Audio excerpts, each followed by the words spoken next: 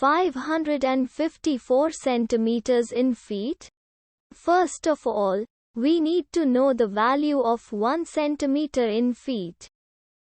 It's always 1 centimeter equals 0.03280839895 feet. Now we have to multiply 0.03280839895 by 554.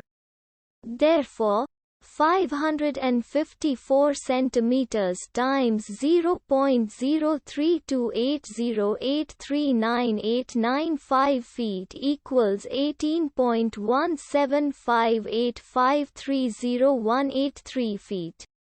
So, in other words, 554 centimeters equals 18.175853018 feet. We hope you have enjoyed this video. Please like and subscribe to our channel for more videos like this.